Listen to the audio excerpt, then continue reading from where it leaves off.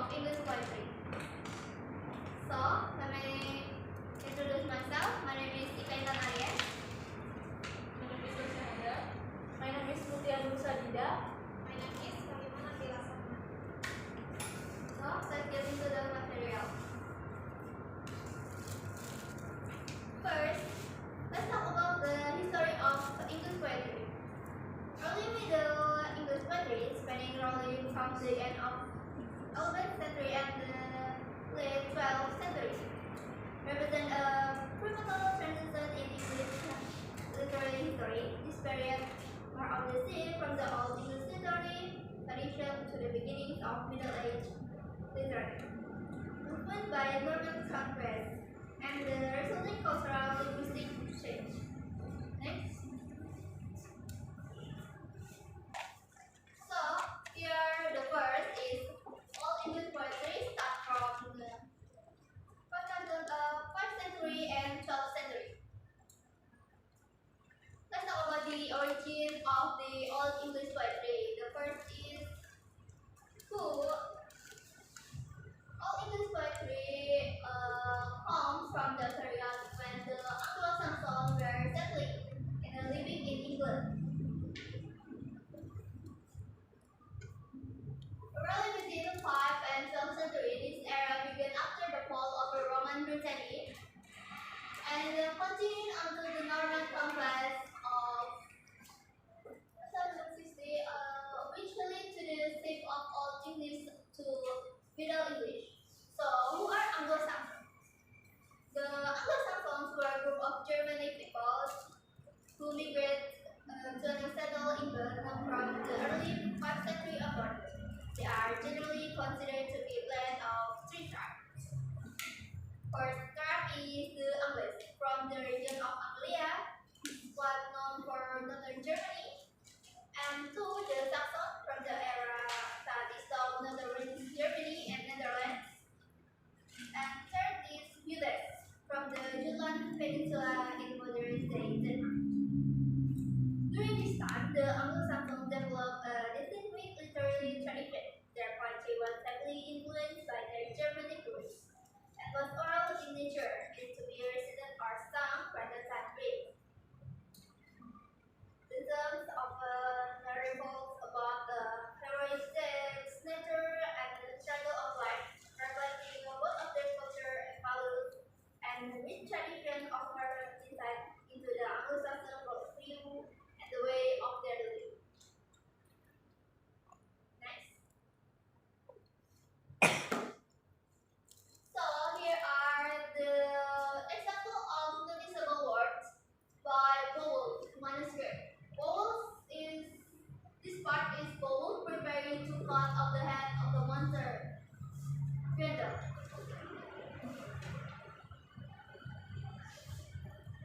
So the Bowles manuscript is talk about a heroic character named Beowulf. Next.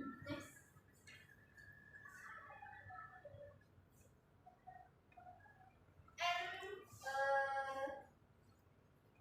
next is early Middle Age poetry. Start from late 12th century and early 13th century. Formerly called the Dark Age. These weren't necessarily the greatest of the time, for introspection, deeply intellectual inquiry, and the urges of literary output were rampant. Stability across Europe in disintegrate learning literature took a back seat to survival. So, this early Middle Age poetry is heavily influenced by French poetry around 12th and early 13th century. This influence comes through several channels, like including the Norman conquest and the resulting interaction between the Anglo-Norman aristocracy and Anglo-Saxon population. However, even before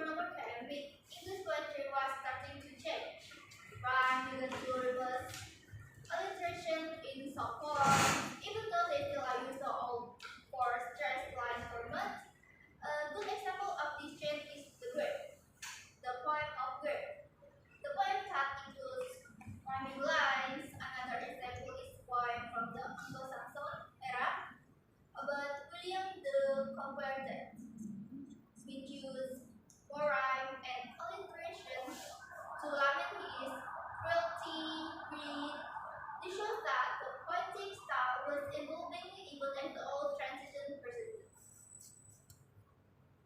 Next. There are some noticeable author and work, like Wayamun, known for the epic roots, and there's a couple of anonymous poetry, like author of Durham, a poem praising the cathedral in Durham, and the author of Introduction of Christian, a didactic piece of offering Christian teaching in its rhyme, couplet, and literature life. And this is one of the examples of the poetry on this era is all in the 19th. This alteration interphonum is 12th of 13th century is a Middle Age poem detailing a debate between an owl and nightingale as overread by poem director. So,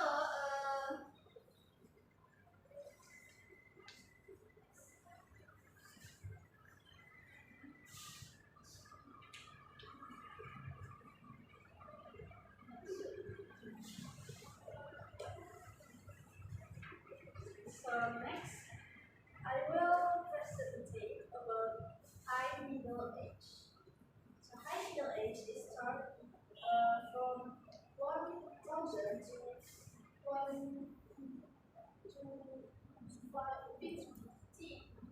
50,000 to 14th century. Back in the 14th and 15th centuries, England's language situation was pretty complex. Many people were bilingual or even trilingual, using English, Latin, and Anglo-Norman French. English had to compete with this language, especially Latin and French, which were seen as more serious or scholarly at the time.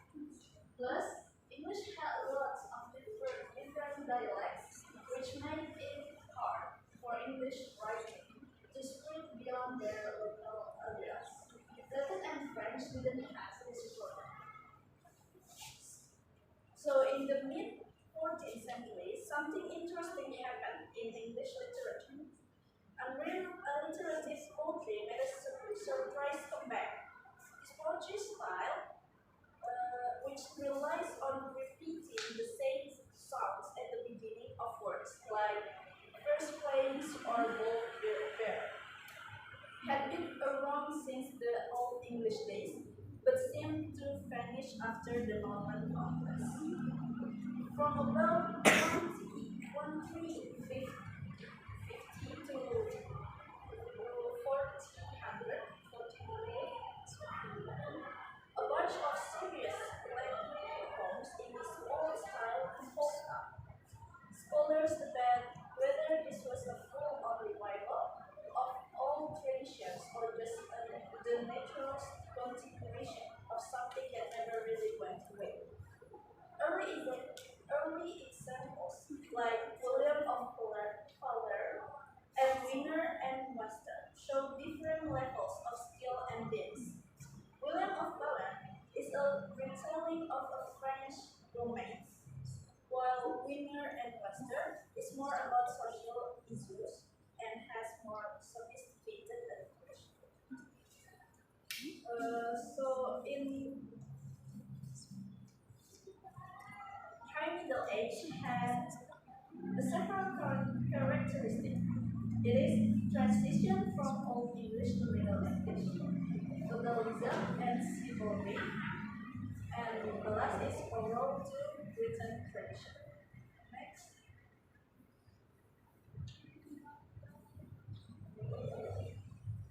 So here we have the example of poetry.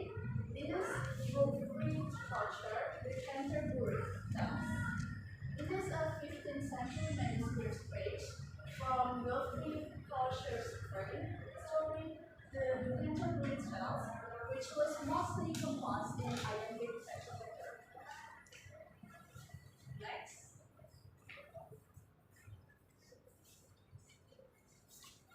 Next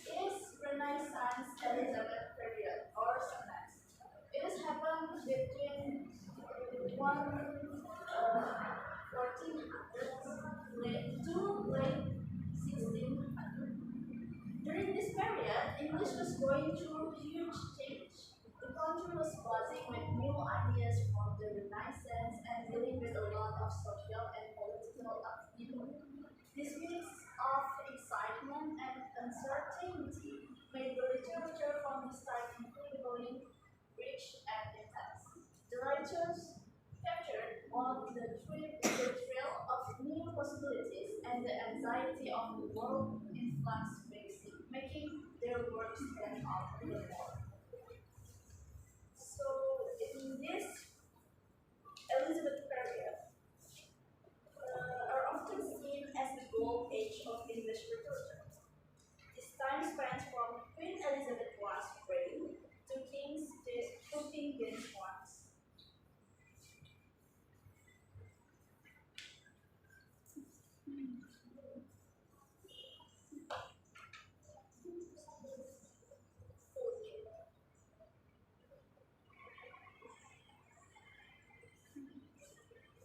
Next,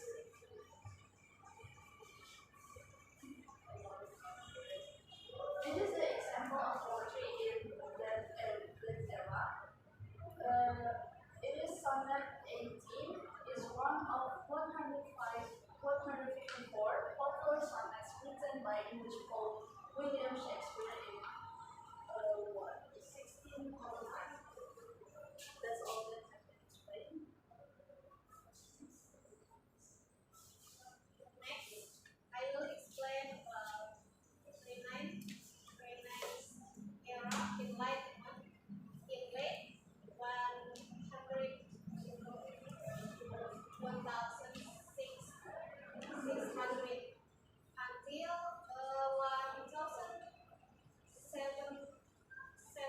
1785. So, the age of reason of enlightenment was underway and people were eager to use logic and reason to explain the world. Satire was popular and authors such as Jonathan Swift and Alexander Pope wrote numerals, the former and that's the latter, written on society and humankind. So, I will explain short of what is enlightenment poetry. So, in enlightenment poetry is discuss about society and human nature. This was a time when reason, science, and logical thinking become more important than tradition and religion.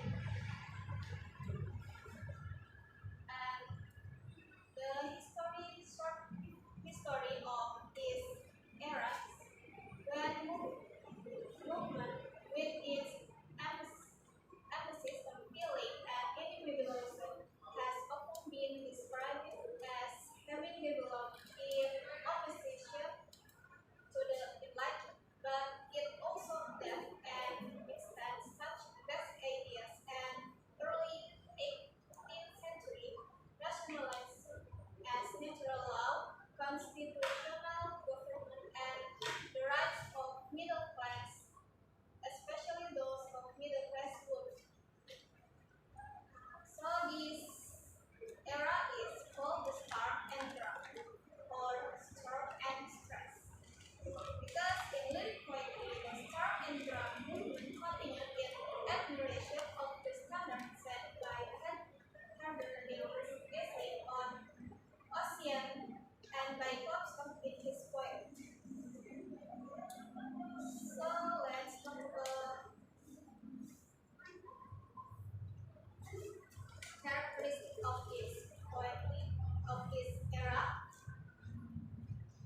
The characteristic is humanism, classical inspiration, use of vernacular or vernacular is like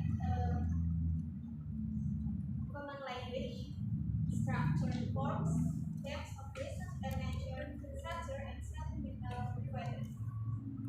The author of this poetry is John Milton, Alexander Pope, and John Dryden.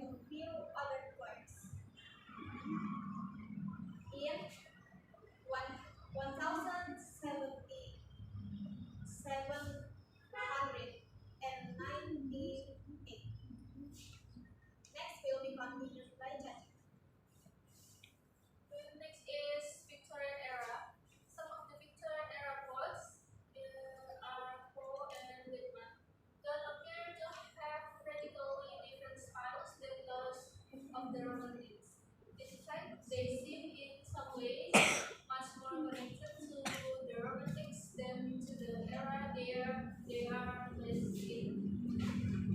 Some are characteristic of Victorian era are first focus on emotion, the beauty of nature, and the power of the imagination. Second, often travels the James traditional. Alright, the next is postmodern era. From this era, start from 20th centuries until now, is a postmodern era all about the questioning the idea. Yes, this about the nature of existence and the reconstruction of art and life. Their poetry range widely in the term of style, but shared commonly in often being free, warm, and probably stream of consciousness. So, in postmodern era, the poetry are often created words that can be difficult to decipher and have stubbornly resisted of the idea sometimes and even being understood. The idea being to use disjointedness and the life of analogies to poetry and reflect in that challenging, chaotic, sometimes meaningless and shapeless form of writing. These words can be stimulating, challenging, and frustrating to develop into, and sometimes enormous, rewarding as well. In postmodern era, there are some characteristics. First is it breaks from traditional form and is embrace of complexity, ambiguity, and playfulness. The next is reflecting of a broad cultural shift of the postmodern era. There are some noticeable authors. The first is John Austin, Pablo Neruda, and Allen Ginsberg. Next. So there are example of the poetry. This poetry called The Fall of America, poems of the States, in 1965 until 1971 is a poetization of poetry by Allen Ginsberg. Well, that's all from our group. Thank you for the attention. Assalamualaikum warahmatullahi wabarakatuh.